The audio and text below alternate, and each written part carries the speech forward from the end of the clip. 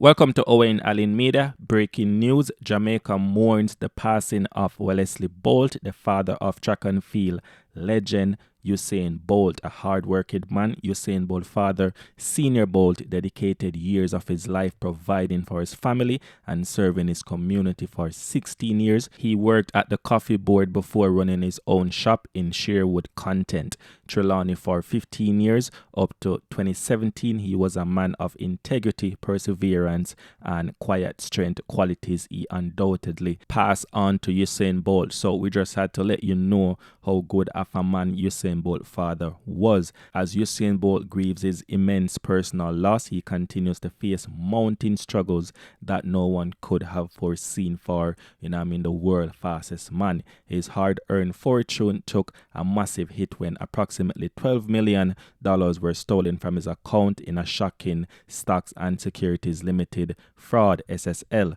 Before his retirement, Usain Bolt gave everything to track and field. So this money was not just money, it was the reward of years of discipline, sacrifice, and dominance on the track.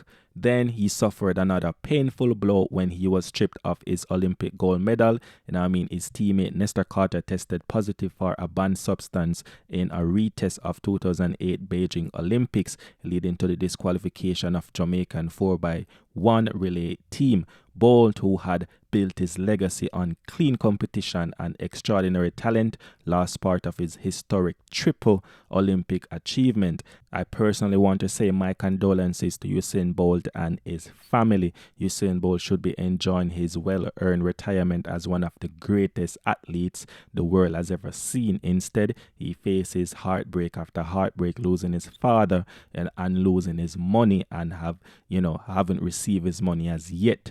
And losing his medal.